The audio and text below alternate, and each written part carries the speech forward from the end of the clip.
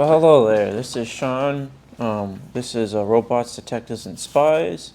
Today we're doing kind of I don't know what this would be, like a tier list of all the theatrical films of Matt Sazama, and Burk Sharpless projects. Two relatively unknown screenwriters, but they wrote a bunch of stuff. We're gonna cover everything in this tier list video, except for Power Rangers because I only get a story by credit with that one, and I just didn't feel like rewatching that.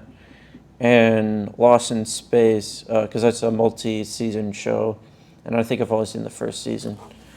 I don't know if I'd like it if I like revisited it the same way, but at the time I remember thinking it was alright. So this first slide here is from the Wikipedia page.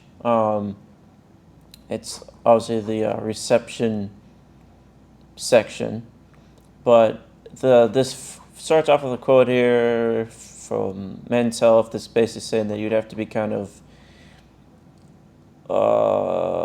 in the right frame of mind to get a kick out of their films because they're so simultaneously formulaic, but also not very well constructed. But I like this second quote here. Basically, this section is talking about how much they got mocked after the release of Madam Web, as people went back and realized that they're the guys that also did Dracula Untold and The Last Witch Hunter and Gods of Egypt and Morbius. But this guy here of Comic Book Club, which is a site I've never heard of before, said basically, I don't know these guys, I don't have a dog in this race, but I'd venture a Netflix show where they're actually in charge of is probably a better representation of their talent than multiple work-for-hire movies where they write like an intermediate version of a screenplay. And that's a weird thing with credits on screenplay, is that there can be dozens of writers, script doctors, guys punching up the comedy, guys making the dialogue better. That sometimes it's a little bit hard to say who's the final say on a script, who's actually responsible for it being, good.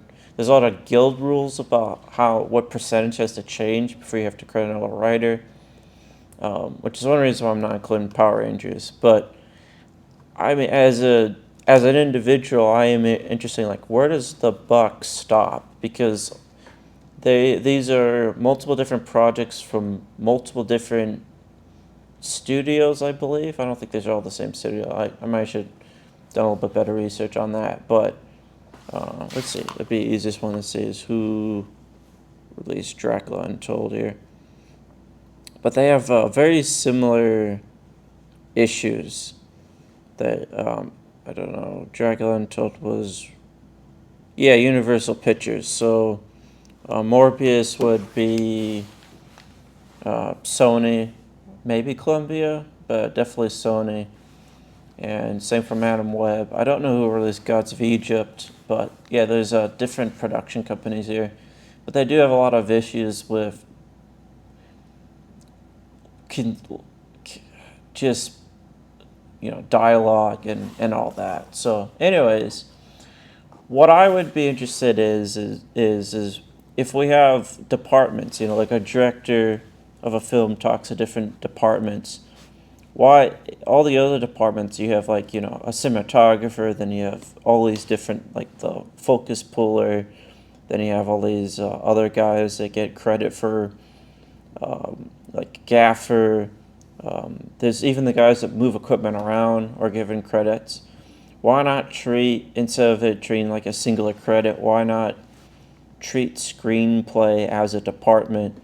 And then basically you have the two guys where the buck stops here, and they're like the, kind of like animators where you have, a character will have a main animator, then there's like assistant animators, and there's in-betweeners, and then there's inkers, and I think inkers is the right term. That might be from comic books, but the kind of people that go through and do all these different phases of animation. It's not a single guy animating a single character or even a single guy animating an entire film.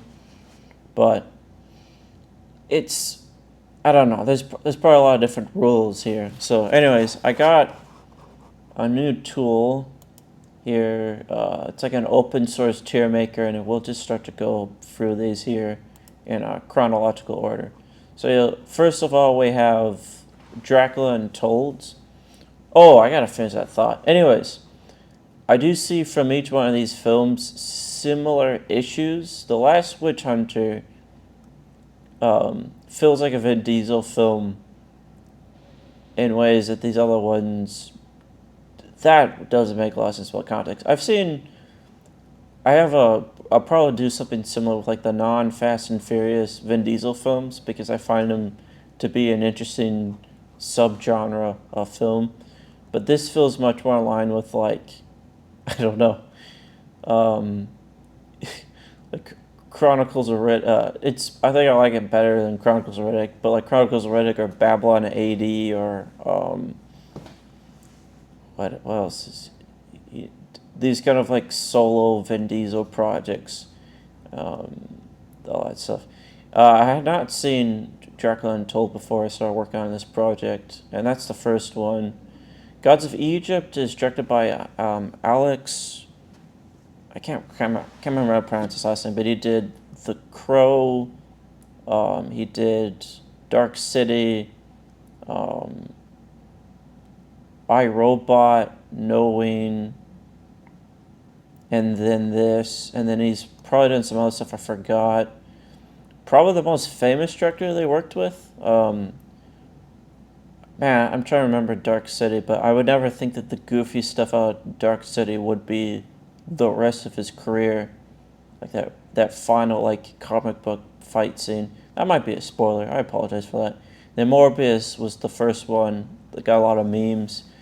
I don't know if this is a first time director or not, but it's a very singular thing in terms of what it is. And then obviously Madam Web, which is the most recent thing they worked on. So let's start with Dracula Untold. I did not. Let's start from the top. Did I unironically enjoy it? No. I found it kind of. Some of it is interesting. The whole point is being, the untold story of Dracula, which is like, I don't even know what that means because it's all the tropes of Dracula, including stuff that is from other media after the book. Like, like a lot of folk heroes or fairy tales or whatever, they kind of change over time. It's just different distinct eras. So Dracula Untold has all the vampire tropes, but then it's also different in its mythology, but it's also the same. It's really weird. There's a few scenes in there that are kind of like funny, but it's not like laugh out loud funny like some of these other ones would be. Like funny as in like, why would you think that would work? Like it's an interesting direction to take it. Like there's a scene where one of the armies blindfolds all their men for reasons that I think another film could justify a little bit better, but that's there. I don't know. It's interesting. I would probably put it somewhere here. I found it kind of a bit like, I could see what you're doing, and definitely for a first one, it definitely, it's not as whack as this one is, but we'll get to that. So Last Witch Hunter, I think. Oh, we gotta finish this thought here.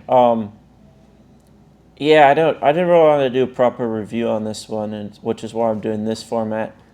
It's a movie, but like they're movies. Like what's a good movie? Like a James Cameron film is a movie where it's much more like there's a lot of tropes, but the tropes are being used well, like, I don't know, all that kind of stuff. And maybe there's a little bit of a spin on it that's interesting. This feels like a movie where a lot of stuff is there, but like the context of it and all that stuff. I don't know. It's I don't know. Like I said, this definitely feels like if this was their first film, these two guys. I could definitely argue a lot of this could be, maybe interference or whatever. Actually, you probably can't see. Yeah, yeah. It is the Matt and Burk. So let's go Last Witch Hunter. I don't think this film is very good. Oh yeah, this film has got some like decent actors in it, all that stuff, which I think is true for their first few of their films. That there's always like that guy's fun, kind of thing. The Last Witch Hunter. It's got Vin Diesel, Michael Caine, I think Elijah Wood. I might be no, it's Elijah Wood. Some other actors I can't remember off the top of my head.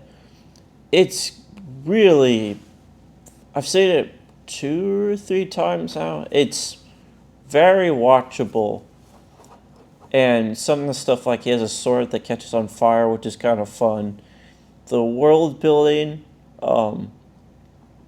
it's tough with a film like this because it's based off of a script that was on the blacklist, which could mean that all the positive of the script is from the original script. I'm sure I could read that if I really felt like doing that.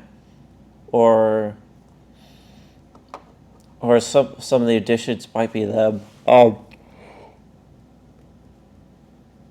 It's been a bit since I've seen it. I don't remember the dialogue being as whack in this one. I think the filmmaking in this one is relatively competent in comparison to the other films. At least gets it on the level of like I don't know, like a bigger budget, Nicolas Cage film like The Sorcerer's Apprentice or something like that. But yeah, I don't know. I'd put I unironically enjoy it. It's probably unwatchable, but I did unironically enjoy it. It's got a lot of issues though, like in terms of like character motivations and all that stuff. But I found it to be the most, like yeah, I could watch that one. Like I didn't want to watch this one again. Like I've seen it once, Gods of Egypt. Yeah, I like parts of it. Other parts of it, the CGI, it might be worse than his previous film, like iRobot, like relative to the time. A lot of iRobot looks the way it does because it was like what 2004. This is like much later than that. I think in the mid to late 2010s. I think 2015. It looks very much shot in front of a green screen. There is some interesting stuff with the worlds. I think when Ra shows up, he's got a ship that pulls the sun, and then he pulls out a sword and starts shooting fireballs at a giant gas space worm snake thing, which is kind of interesting. But all the other world building, I have just more questions. I don't know if it's true to Egypt, Egyptian mythology. As I realize now, I don't know a ton, but it's very broad, but also not like, I don't know what to compare it to. Flash Gordon from the 80s. Yeah, I think it's the 80s, yeah. I was thinking late 70s for a second there. Is really corny, really over the top. It's got a soundtrack by Queen, but it feels like the people making it are I don't know, explain it, in on the joke, but also taking it seriously. Like, I don't know. Where this feels like simultaneously unself-aware, but also it's really weird. Explain it. So I would not put it as unintentionally funny. There's some weird stuff in it, in terms of just, um, I'm talking like tone. Yeah, I don't think it's as, I don't know. It's parts of it I'm whatever, but like for example, there's a decision they made, which might be true to Egyptian mythos, to just always have one of the characters like 9 feet tall, which is cool, but then it means everything's composited all the time. So you're just always somewhat aware of the fact that one of the characters is 9 feet tall. The transformations are kind of interesting. It's a little, that the gods are able to turn into like alternative mode Beast Wars Transformers kind of thing. Yeah, I would put it in meh. Um, I don't know. A lot of later Alex Proya, like Knowing, is a film I almost want to cover, not copy. Don't want to copy that film. But I would have chalked that up as a, very, it's, if Last Witch Hunter is very Vin Diesel, Knowing's very Nicolas Cage. So that leaves this kind of weird gamut here. I don't walked out of this one. Well, I was in my house. I didn't walk out my house. But yeah, I saw this one. I don't know if I would have liked it back when it came out. The Untolds, like it doesn't go back to older mythos, pre the book. It's not more true to the book. It's not really that original. A lot of his powers are kind of the same as any other vampire thing. It does do a lot of the things that other versions of Dracula do, which is sort of tie him to Vlad the Impaler, which is a thing I think other adaptations have done.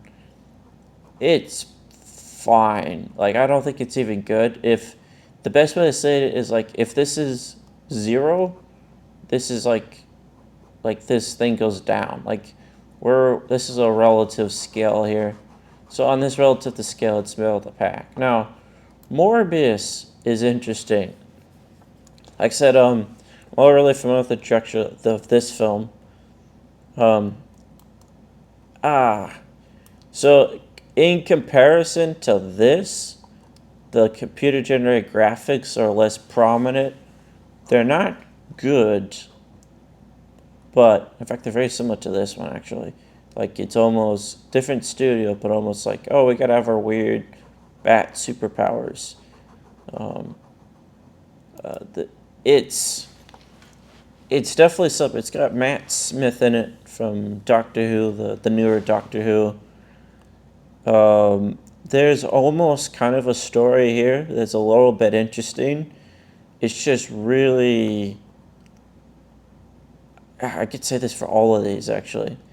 I could see how you could pitch this and somebody think that would be a good pitch. Because the whole plot of it is two kind of like surrogate brothers and their surrogate father. The two surrogate brothers have an illness and they kind of grew up together and their lives diverged at some point. And then at some point he finds a cure to their illness, but then that causes them to turn into basically vampires, and then there's a falling out. There's that story generically is mildly interesting as a starting point. Average, like an average, whatever an average film is, obviously, because I don't. It's the execution makes it like below average. Like, you could develop that into something more interesting. I am familiar with Mobius from the old cartoon. He's a Spider-Man villain. Actually, both of these characters were in that same cartoon. Yeah, the execution is I almost want to switch these two, though. I don't know which one I thought. I mean, A and Meh are kind of the same thing. It's a relative scale. Yeah, I don't know. Like, he just invents fake blood that ER people can use And it's a whole plot point in the story that the effects are kind of waning. Um,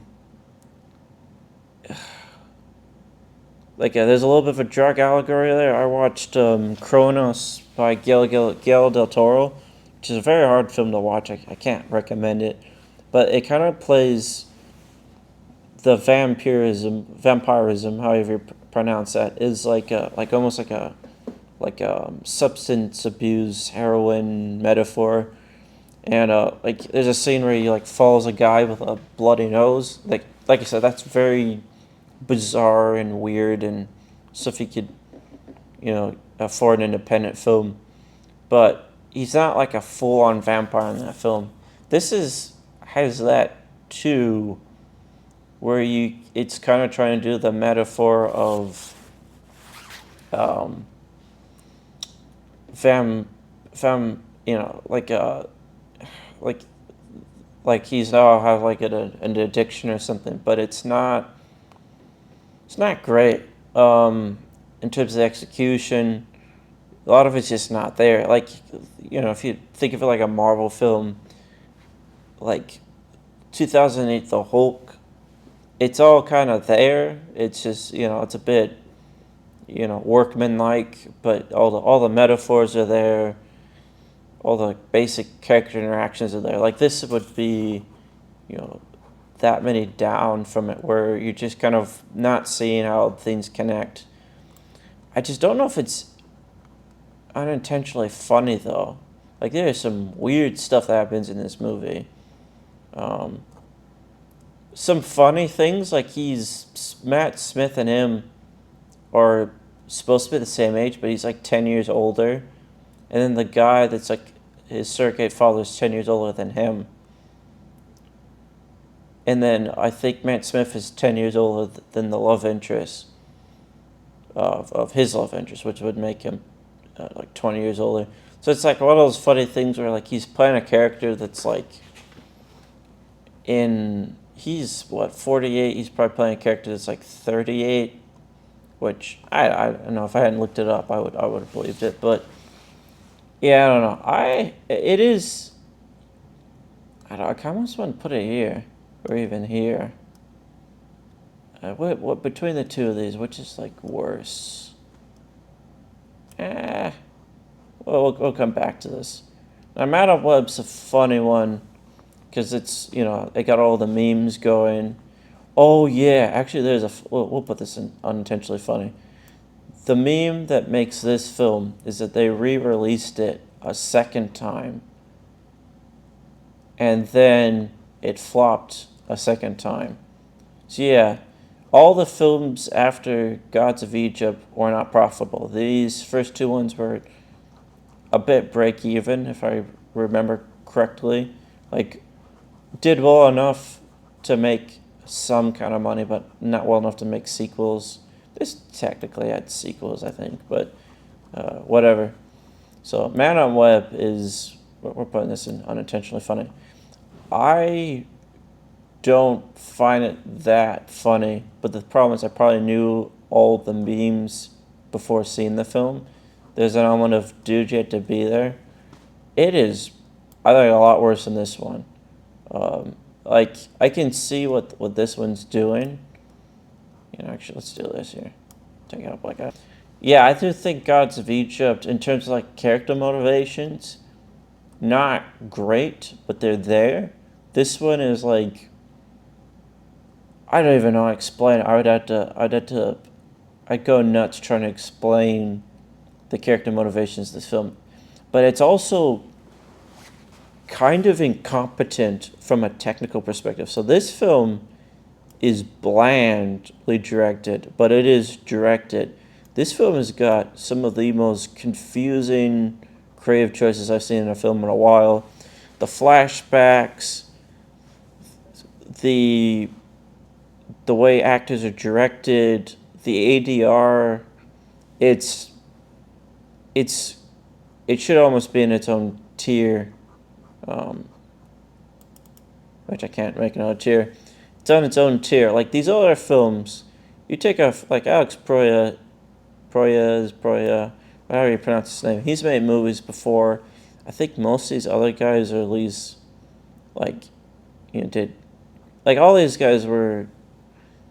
I think he's probably only a veteran. I feel like a few of these other guys here that made like independent films or commercials or some music videos or something. The individual made this film had a lot of experience on television, but like I don't know, it's weird. Like in the context of a movie, the way they do flashbacks are just so clumsy. But it doesn't ever kind of like the creative choices on that stuff just don't add up. Um, it's not as funny as like um, it's not as funny as like Battlefield Earth, but I think it's a worse movie than Battlefield Earth in the sense that Battlefield Earth is like thematically, and that might be the benefit of the book. I could tell you what Battlefield Earth is about, like all the themes and all that stuff. Theoretically, you could do the same thing with Madam Web, but it would be much more difficult.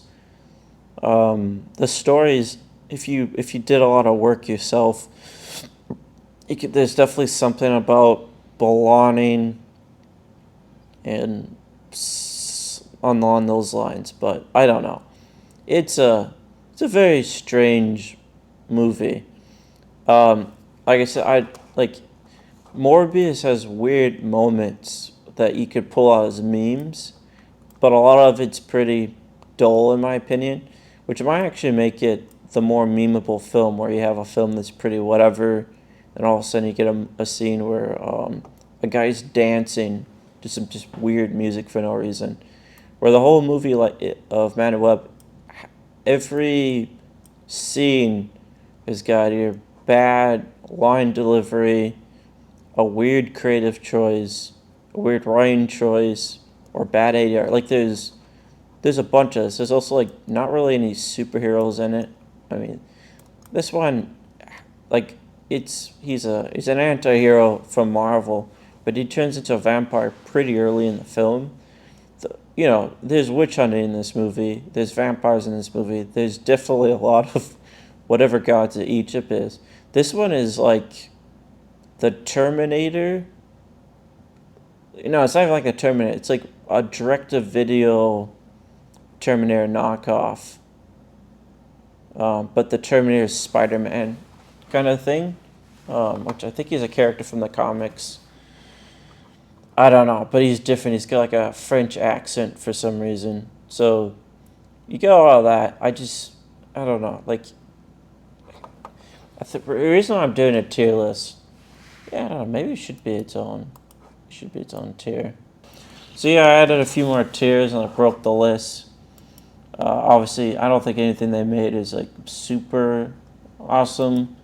There's just a few extra tiers. It's an open source tier maker, so whatever. I was hoping they would keep the names. So yeah, last Witch Hunter. He's got that weird Vin Diesel ego thing, which I find hilarious. How it's too cool for school. It's not the most like that one, but then it's got Michael Caine in it and Elijah Wood, and the witch hunting scenes are actually somewhat interesting in terms of like the powers and the way he defeats them. It's nothing special, but it feels like if I'd seen this, I would be like, yeah, it's not that bad. Approaches like, I don't know, like it's watchable. Did not care for Dracula Untold. I thought it was like kind of but not quite meh. There's some interesting ideas in there about the extremes you would have to do to protect people. Maybe it's like past, but it doesn't quite work for me. And I'm not really sure how I would classify that in terms of that. I don't know. It's not even the worst vampire film on this list. But it's rather blandly competent visually, if not nothing special. Yeah, this one here, Gods of Egypt, I didn't really capture my attention. It's over the top, but not like in a fun way, like Flash Gordon or Buckaroo Banzai or Big Trouble in Little China. Actually, that one's actually like well written, but like it's kind of like I don't know how to explain it. It definitely it's a bit too much, and I didn't care for it. Morbius, I would definitely put it. I think it's unintentionally funny. I think Man Web is more, but I just have a hard time classifying that one. So it's blandly competent, blandly acted, blandly characterized, but then there's a few scenes where you're like, that's just weird. And I've seen it recently, but a lot of it's kind of just can't remember any of it. I do remember Crybaby Madam Web, but I saw a lot of stuff on this film, a lot of memes, a lot of like people making making fun of it. So when I actually watched it, it was like, it's pretty terrible, poorly made. But yeah, that's my tier list of their stuff. I might cover the Lost in Space reboot they did. I'm curious now because that would be they were the showrunners for that, and I remember it being much better than any of this stuff. And like I said, I think the going back to this quote here, it's hard to know what they anything like what's actually theirs, like in terms of like issues they have. But like I said, the dialogue in all of these films is terrible. We're talking multiple different studios, directors. All the dialogue is very exposition heavy, which is not what you want if you can avoid that. I don't remember it being like that in Lost in Space. But yeah, I mean, it's like, it's tough. Maybe make an independent film or a lower budget film or something. Like if if it pays the bills, I can't blame you for whatever. But this is weird. Yeah, I don't know. Like I said, this is the other one I thought was like fun. Like when I say fun, like it's not great, but it's like and I really liked with all of these ones without having to have like 50 cuts. So the second I realized they also wrote this one and this one, and I remember seeing trailers for this one back in the day and going, "What is this?" It's their whole. It's really random. But anyways, that's the first tier list I've done. Might be the last. So yeah, this has been Robots, Detectives, and Spies, a show that seems to change format every time. So anyways, Sean out.